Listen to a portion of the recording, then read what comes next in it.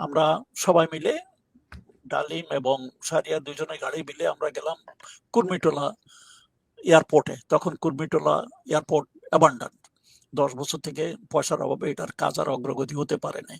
সেই একটা খালি জায়গাতে রাত্রেবেলা আমরা ওখানে বসে আছি।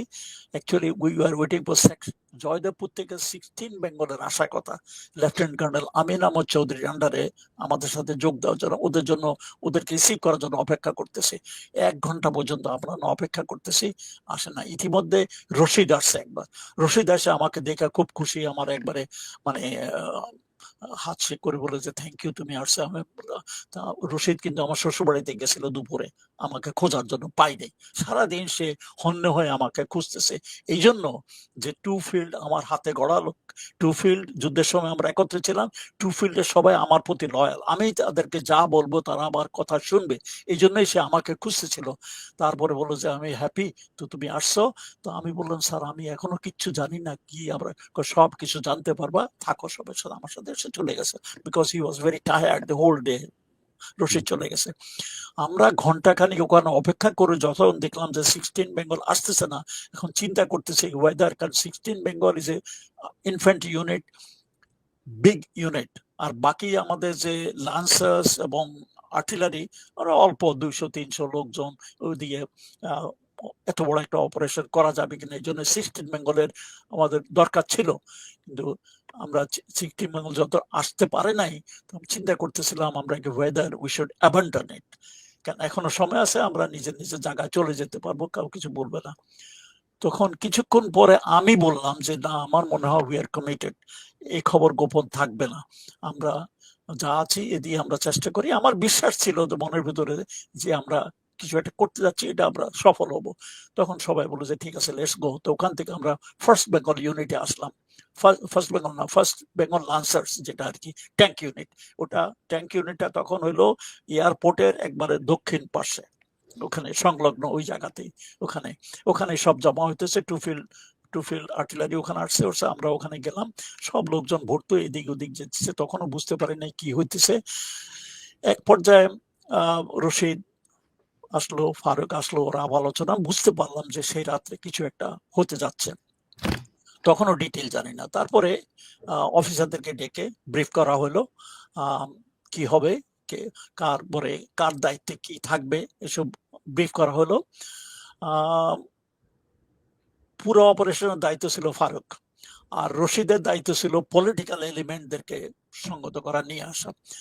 তো ফারুক প্রথম কয়েকটা টার্গেট সিলেক্ট করা হলো, যেমন মুজিবের বাসা, সানিয়াবাতের বাসা, রেডিও স্টেশন, শেখ বনির বাসা, এই কয়টা টার্গেট। কারণ আমাদের যে সীমিত সৈন্য সংখ্যা, এর বেশি আমরা টার্গেট দিতে পারি না। হয়তো আরো টার্গেট নেওয়া যায়, তো আরো পলিটিক্যাল এলিমেন্টের যাওয়া যেত, কিন্তু এর বেশি আমরা নিতে পারি না। অতএব টার্গেট কাটছাট করে এই 4-5টা নেওয়া হলো।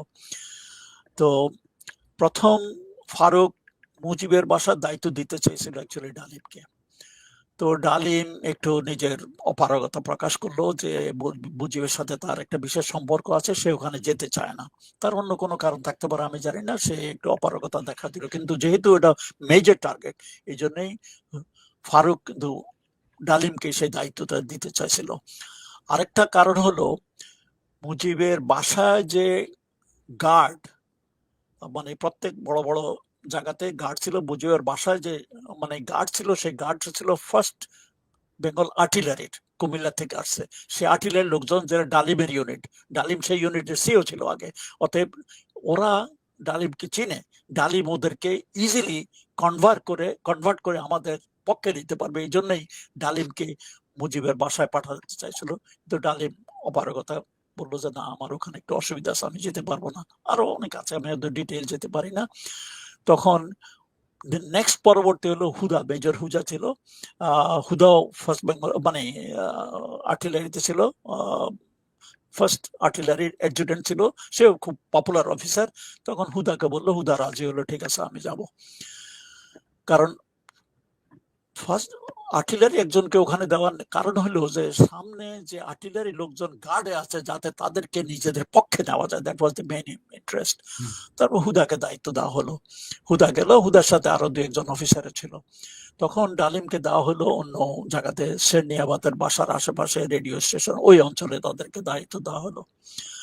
তো আর আমার দায়িত্ব ছিল রেডিও স্টেশনের জন্য ডালিমের আন্ডারে। ডালিমের আন্ডারে আবার দুইটা গ্রুপ ছিল, একটা ছিল ওই মিন্টু রোড এরিয়াতে, পরবর্তী পর্যায়ে জানতে পারলাম যে ওটা সানিয়াবাতের বাসায়, আর হলো রেডিও স্টেশন এই এরিয়াতে, আর ওভারঅল দায়িত্ব ছিল ডালিম।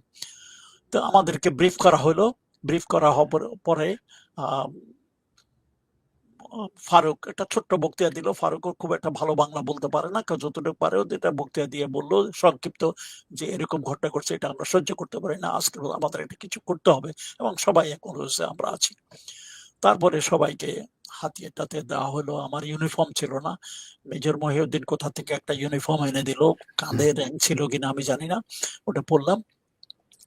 তারপরে আমরা সব রেডি টেডি হয়ে, অনেক কাহিনী আছে, অত লম্বা চড়া কাহিনীতে আমি যেতে চাই না। তো আমার মনে হয় 4টার দিকে এমনি আমরা ওই এয়ারপোর্টে ঘন্টাখানিক আমরা সময়, 1 ঘন্টা 2 ঘন্টা সময় নষ্ট করেছি আমরা।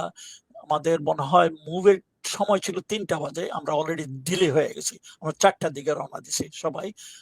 সামনের দিকে আমার মনে হয় ডালিম ছিল সামনে, তারপরে আমরা ট্রাকের মধ্যে, আমার আন্ডারে যে রেডিও স্টেশনে আমার দায়িত্ব হলো, রেডিও স্টেশন 2টা ট্রাক দেওয়া হলো, তার মধ্যে এক একটা ট্রাকের ভিতরে 30-40 জন লোক করে ওরা ঠাসাঠাসি ভাবে ছিল, এবং এই ট্রাকগুলো মোস্টলি টু ফিল্ডের এবং ফার্স্ট লান্সারদের। তারপরে শাহরিয়ার শাহরিয়ার ছিল আমাদের এই গ্রুপের মধ্যে, মেজর শাহরিয়ার ছিল, শাহরিয়ার আন্ডারও 2-3 ট্রাক ছিল। তো সামনে ছিল ডালিম। আমরা মানে ক্যান্টনমেন্টের ভিতর দিয়েই বেরিয়ে গেলাম, পেছনে পেছনে ট্যাঙ্ক গুলো আসলো একটা একটা করে। অনেক কাহিনী আছে, এটা আমার ডিটেল যেতে চাই না। আবার কোনো বাধা বিপত্তি আমরা পাই নাই, আমরা ভাবছিলাম হয়তো বাধা বিপত্তি আসবে, কিন্তু কিছু হয় নাই, কারণ সবাই একটু আশ্চর্য যে এটা কেন যাচ্ছে, কোথায় যাচ্ছে। আরেকটা জিনিস হলো, সেদিন ইউনিভার্সিটিতে শেখ মুজিবের কি একটা মানে অনুষ্ঠান আছে, ছাত্রলীগের একটা অনুষ্ঠান আছে, সেই অনুষ্ঠানে মানে শেখ মুজিবের কনভোকেশন কিছু যাওয়ার কথা। তো অনেকে মনে করছে ওখানকার ইয়ের জন্য, মানে নিরাপত্তার জন্য এসব লোকজন ট্যাঙ্ক যাচ্ছে। তা আমরাও গেলাম, আমাদের সামনে ছিল ডালিম, ডালিমের পেছনে তারপরে প্রথম ছিল আমার মনে হয় শাহরিয়ারের 2টা ট্রাক লোকজন তার দায়িত্বে, তারপরে 2টা ট্রাকের দায়িত্বে আমি ছিলাম। তো আমার টার্গেট, প্রত্যেকের টার্গেট আলাদা বলা আছে। তারপর বাকিরা ট্যাঙ্ক গুলো তাদের দায়িত্ব দেওয়া হলো, কেউ এয়ারপোর্টে, কেউ মানে সেই ইয়েতে কি জানি বলে মিরপুর রোডের ওদিকে, কেউ বঙ্গভবনের ওদিকে, তারপরে কেউ জয়দেবপুর রাস্তা, ওটা কি মানে এয়ারপোর্টের রাস্তার ওদিকে, ঢাকা ময়মনসিংহ রোড ওদিকে স্থাপন করা হলো। অত ডিটেল ওগুলো আমি তখন জানতাম না। আর শহরের বিভিন্ন মানে স্ট্র্যাটেজিক পজিশনে জন্য পাঠানো হলো, কিন্তু ট্যাঙ্ক পরে আসছে, আগে আমরাই ট্রাকে করে আমরা আগে যাচ্ছিলাম। তখন মনে হয় ভোর, তখন তো ঘড়ি আমার হাতে ছিল কিনা জানি না, আমরা তো ঘড়ি ধরে এসব করতে পারতাম না, সময় জ্ঞান খুব একটা ছিল না, তখন অন্ধকার ছিল, অন্ধকারে আমরা আস্তে আস্তে বেরিয়ে এলাম। তারপরে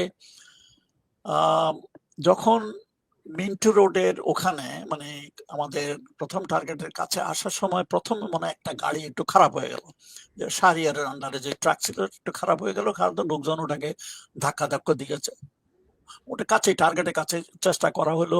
আমার ট্রাক যখন আসলো, আমি আমার লোকদেরকেও বললাম যে যাই ওদেরকে হেল্প করো। কিছুক্ষণ পরে হেল্প করে 5-10 মিনিট সময় নষ্ট করে দেখলাম যে কিছু হচ্ছে না, আমি আবার এদিকে আস্তে আস্তে ভোর হয়ে যাচ্ছে। অতএব আমি ডালিমকে বললাম আমি আমার টার্গেটে চলে যাই, কারণ আমার দেরি হয়ে যাচ্ছে। ডালিম বলেছে যা তুমি চলে যাও। তো ওই 7-এর মধ্যে 2 ট্রাকে যা পাইছি, 2 ট্রাকের মধ্যে ভরায় আমি আবার ডান দিকে টার্ন করে রেডিও স্টেশন দিকে চলে গেছি। এর মধ্যে শাহরিয়ারের লোকজন এবং আমার লোকজনের মধ্যে কিছু একটা মিক্স হয়ে যেতে পারে, এরা সবাই কিন্তু আর্টিলারি লোকজন। তারপর ওদেরকে নিয়ে আমি রেডিও স্টেশন গেলাম 2টা ট্রাকে। আমার আগে ইনস্ট্রাকশন ছিল প্রথম ট্রাক লোকজন মানে 20-30 জন লোকজন যারা আছে, প্রথমে তারা পুরা রেডিও স্টেশনে ঘেরাও করে নেবে, দ্বিতীয় ট্রাকে তারা আমার সাথে থাকবে, আমরা ভিতরে যাব। তো আমি যা করেছি সেটা হিসাবে খুব এভরিথিং ওয়াজ ভেরি স্পিডি, মানে সময় নষ্ট করে না। অলরেডি আমরা সময় নষ্ট করছি এয়ারপোর্টে, এখন আমাদের সময় নষ্ট করার সময় নাই। তারপরে অলরেডি আলো এসে যেতেছে। আমরা যখন রেডিও স্টেশনে যাই, আমার মনে আছে অলরেডি আলো দেখা যাইতেছে লোকজন। আমি যখন আমার লোকজনকে নিয়ে রেডিও স্টেশনের সামনে গেলাম, তখন ওখানে এমওডিসি বা পুলিশের কিছু গার্ড ছিল 7-8 জন। ওরা তো অ্যাকচুয়ালি ভয়, মিলিটারি দেখে ভয়ে কেঁপে গেছে। আমি ওদেরকে যাবেন, তোমাদের কোনো ভয়ের কারণ নাই, মিলিটারি হ্যাজ টেকেন ওভার। ওদের থেকে হাতিয়ার গুলো, আমার একজনকে বললাম হাতিয়ার গুলো নিয়ে নাম, ওদেরকে একটা রুমের মধ্যে নিয়ে বসায় রাখলাম। ওরা তো একবারে অ্যাকচুয়ালি খুব ভয় কাঁপতেছিলাম, যে তোমাদের কোনো চিন্তার কারণ নাই, তোমরা আরামে বসে থাকো। সামনে একজন গার্ড রাখে দিলাম। তো আমার লোকজন দিয়ে আমি ভিতরে গেলাম। ভিতরে যায় ওই তখন ভোরবেলা, তো রেডিও স্টেশন তখন মানে 6:30টার দিকে খোলে, এর আগে কিন্তু খোলে না। কিন্তু স্কেলেটন কিছু লোকজন ছিল, 2-4 জন টেকনিশিয়ান, বেশি লোকজনও ছিল না। তো ওরাও প্রথম একটু ঘাবড়ে গেল। তো ওদেরকে আমি এক্সপ্লেন করলাম যে military has taken over, army has taken over, আপনাদের কোনো চিন্তা নাই, আমরা রেডিও স্টেশনে একটু সব দেখতে করতেছি। ওরা দেখলাম যে সবাই খুব মানে হেল্পফুল, সবাই আমাকে কি কোথায় আছে দেখানোর জন্য আমাকে আমি বললাম আমি রেডিও স্টেশন যাবো, যেখানে আমার দায়িত্ব হলো ওটা ভাষণ দেওয়ার জন্য রেডি করা। ওই রুমে আমাকে নিয়ে গেল, আর আমার একজন সুবিধা ছিল, ওদেরকে বললাম আপনি বিভিন্ন জায়গাতে লোকজন বসে রাখেন, কেউ যেন কোনো যন্ত্রপাতি ধ্বংস করার চেষ্টা না করে। তখন আমরা জানতাম না তো কে কি, কিন্তু সবাই ছিল আমাদের সহায়ক। কিন্তু তখনও বুঝতে পারি না যে হয়তো কিছু বিপরীত শক্তিও থাকতে পারে। আমি বললাম সব জায়গায় লোক লাগাই দেন, কেউ যেন কোনো রকম ক্ষতি করতে চেষ্টা না করে। হয় না ইনশাল্লাহ। তারপরে আমি ওখানে গেলাম, চেক করতেছি ব্রডকাস্টিং এর সবকিছু ঠিকঠাক আছে কিনা, এবং যে একজন টেকনিশিয়ান ছিল ইয়াং, মানে হি ইজ ভেরি হেল্পফুল, সে দেখাই দিতেছিল। তো এমন এক পর্যায়ে আমার এক সুবিধার দৌড়ায় আসে, বললো যে স্যার রক্ষী বাহিনী। আমি তো একটু ঘাবড়াই গেলাম, কি বাবা রক্ষী বাহিনী আক্রমণ করলো নাকি? রক্ষী বাহিনী একটা ট্রাক যাইতেছিল, আমরা তাকে মানে ঘেরাও করে রেখে দিছি। ভালো করছো। আমি বাইরে আসলাম, বাইরে এসে দেখলাম যে রক্ষী বাহিনীর লোকের একটু ভীত সন্ত্রস্ত ছিল। তাদের মানে একটা অ্যাকচুয়ালি ট্রাক না, একটা হাফ ট্রাকের মতো, বাইরে মনে হয় মানে গোটা 15-20 লোক হবে, আর সামনে একজন সুবেদার সাহেবকে আমি নামতে বললাম।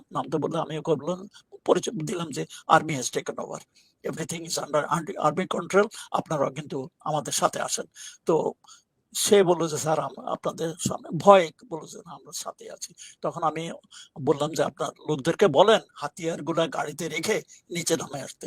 ওরা সবাই নিচে নামে আসলো। আমার হাবিলদার আরো আমার সাথে লোকজন আছে, তারা ওইগুলা দেখাশোনা করলো। তারা এসব লোকজন চতুর্দিকে মানে স্যার রক্ষী বাহিনীর লোকজন তো মানে শেখ মুজিবের মানে ইয়ে ছিল। শেখ তারা মুজিবের তারা লোক। যখন শুনলো যে আপনারা করেছেন, মানে তাদের প্রতিক্রিয়া কি ছিল? তারা কি কোনো উত্তেজিত হয় নাই বা আপনাদের? সেটা আমি একটু পরে আসতেছি ওদের প্রতিক্রিয়াটা। কিন্তু প্রথম চতুর্দিকে মিলিটারি দেখে ওই একটা ট্রাকের, হাফ ট্রাকের লোকজন, তারা কোনো কিছু করে বরং আমি তো বললাম যে ওই সুবেদার, দেখলাম যে আমার কথা মতো মানে ওদেরকে লোকজনকে নামায়, আর আমাদের একজন হাবলদারকে দিয়ে বললাম যে যেই রুমে ওই পুলিশের লোকজন ছিল ওদের ওই রুমেই রাখা হলো, একটু গার্ড বাড়ায় দিলাম। আর ওদের যে হাতিয়ার টাতিয়ার আছে, হাতিয়ার গুলা ওরা নিজে নিয়ে নিলাম। তখন ওই সুবেদারকে আমি বললাম যে আপনাদের কোনো অসুবিধা নাই, লোকজনকে বললাম কোনো অসুবিধা নাই, আপনারা আরাম থাকেন। কোনো, কারণ রক্ষী বাহিনী সম্বন্ধে আমাদের একটু সংশয় ছিল, এই জন্য আমি সুবেদার সাহেবকে বললাম কোন রকমের গন্ডগোল চেষ্টা করবেন না, চতুর্দিকে কিন্তু আর্মি আছে। বাই দ্যাট টাইম ট্যাঙ্কও 2-1টা আমাদের চারিদিকে আসে গেছে, অতএব তারা সে বুঝতে পারছে পরিস্থিতি তাদের পক্ষে নাই। তার দুপুরবেলা যখন কারফিউ উঠানো হয়, তখন এদেরকে আমি ছেড়ে দিছি, রক্ষী বাহিনী এদেরকে ছেড়ে দিচ্ছে। যাওয়ার আগে সে রক্ষী বাহিনীর সুবেদার আমাকে এসে একটা সেলিউট করে জড়ায় ধরছে, স্যার আপনারা আমাদেরকে বাঁচাইছেন, কারণ আপনারা যদি এটা না করতেন কদিন পরে লোকরাই আমাদেরকে বাইরে ফেলতো, ধরে আমাদেরকে ফেলতো। এখানে একটা ছোট্ট একটা কাহিনী বলি। আমি চিটাগংয়ে ছিলাম 73-74-এ। তখন একদিন আমি বাইজিদ বোস্তামি ক্যান্টনমেন্ট থেকে বাইজিদ বোস্তামি রোড দিয়ে শহরের দিকে যাচ্ছি, দেখি যে অনেক বিরাট প্রসেশন, কয়েকটা ট্রাকের মধ্যেও মানে পরে জানলাম যে এরা জাসদের লোকজন, স্লোগান দিয়া যাইতেছে, পথে দিয়ে একটা দুইটা রক্ষী ধরো, সকাল বিকাল নাস্তা করো, মানে স্লোগান দিয়ে যাইতেছে। অর্থাৎ রক্ষীদের উপরে মানুষ এমন বিতৃষ্ণা, তারা সেসব আকাম কুকাম করতেছে, খুন খারাপি করছে, এগুলা অজানা নয়, সবাই জানে তারা কি করতেছে। এবং রক্ষী বাহিনীটা ছিল একটা political force under Sheikh Mujib, ওর পার্সোনাল কমান্ডে নাকি এগুলো তার কার্যক্রম পরিচালনা করা হইতো। এবং শোনা যায়, আমি ডাইরেক্টলি জানি না, তোফায়েল নাকি এগুলো সব মানে করতো আর কি। অতএব এই রক্ষী বাহিনী এসব মানে পলিটিক্যাল, আওয়ামী লীগের পক্ষে পলিটিক্যাল কাজকর্ম করত। তো আমি যখন ওদেরকে রিলিজ করলাম, ওই সুবেদার আমাকে জড়ায় ধরে সেলিউট দিয়ে বলে, স্যার আপনারা আমাদেরকে বাঁচাইছেন, কদিন পরে কিন্তু লোকেই আমাদেরকে মারা ফেলতো, না হইলে এরকম অবস্থা আপনারা যেভাবে করেছেন। যাই হোক, সে কাহিনী এখনো বলতেছেন। তারপরে আমি গেলাম, আমার ওই রেডিও চেক করতেছে সবকিছু ঠিক আছে কিনা। এমন সময় মনে হয় তখন 4:30, আমি টেস্ট করার জন্য ঠিক আছে কিনা আমি নিজে একটা অ্যানাউন্সমেন্ট দিলাম আর কি, আমার নিজের নামে।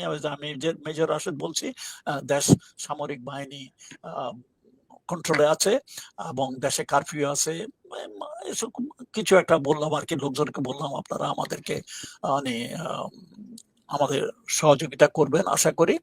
এমন সময় আমার পিছনে ছিল ক্যাপ্টেন মোস্তফা, সেও একটু কিছু বলার জন্য খুব লাফালাফি করছে, স্যার আমি একটু বলবো। ঠিক আছে, ওকে আমি মাইক্রোফোন দিলাম, বলবো। সেও একবার হাত পা ছড়ায় একেবারে খুব মানে এক্সাইটেড হইয়া সবার ঈদ মোবারক স্যার। একবারে একবারে মানে শেখ মুজিবরে গালি গালাজ দিয়া একবারে হাত পা ছড়ায় খুব চিল্লাচিল্লি করে মানে গালি গালাজ দিয়া বলতেছিল।